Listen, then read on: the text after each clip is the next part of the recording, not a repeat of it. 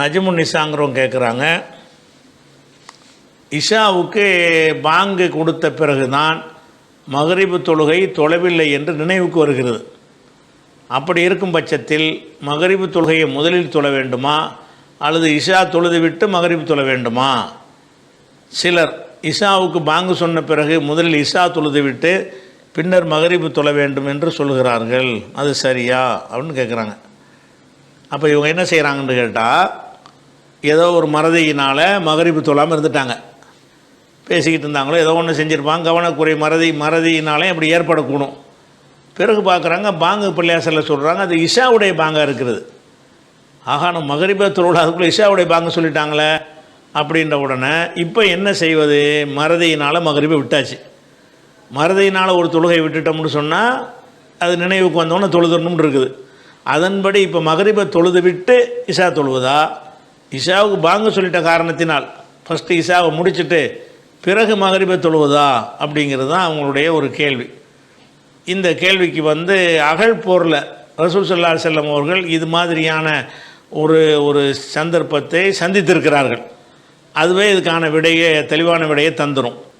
அது புகாரியில் 4112வது ஹதீஸில் என்ன இருக்குன்னு கேட்டால், அதாவது சூரியன் மறைஞ்சிருச்சு.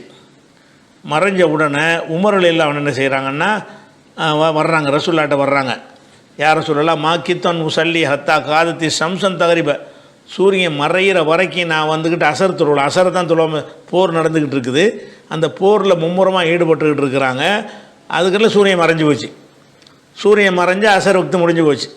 ஆனால் இவர் அசர் தொழுவலை, போர்க்களத்தில் ஈடுபட்டுக்கிட்டு இருந்த காரணத்தினால அசர் தொழுகவில்லை.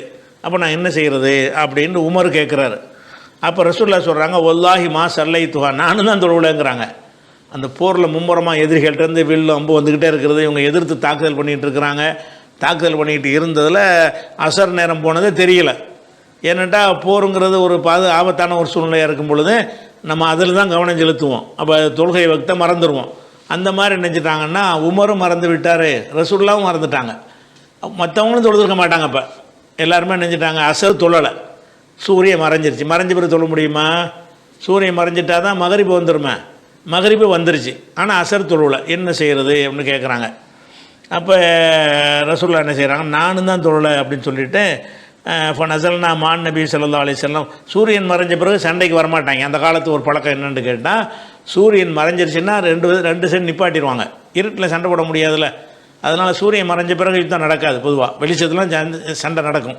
அப்போ சூரியன் மறைஞ்ச உடனே என்ன செய்கிறாங்கன்னா, இப்போ நார்மலான ஒரு நிலைமைக்கு வந்துடுவாங்க.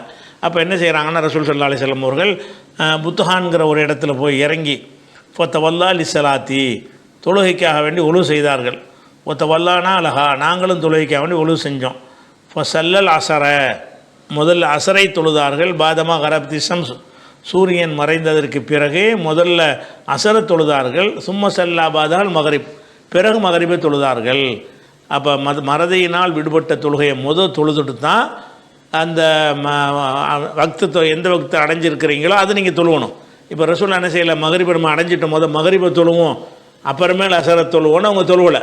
வேறு என்ன செய்கிறாங்க, அசரை தொழுகிறோம். மகரிப் வக்து வந்துருச்சு, மக்து வந்துட்டால் மகரிபை தான் தொழணும் என்று நினைக்காம ஆர்டர் படி தான் தொழணும். மகரிபுக்கு அசருக்கு பிந்தி தான் மகரிபு, அதுதான் ஆர்டர்.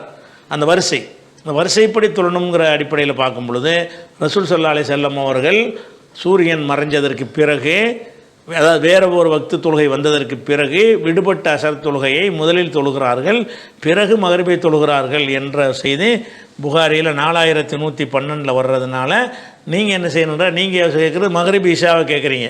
அப்போ மகரிபை நீங்கள் தொழுவலை, இஷா வக்து வந்துருச்சுன்னா நீங்கள் மகரிபை தொழுதுட்டு தான் இஷா தொழுவணும். வருஷ பிரகாரம் மகரிபுக்கு அடுத்தான இஷா, அப்படி தான் செஞ்சுக்கணும்.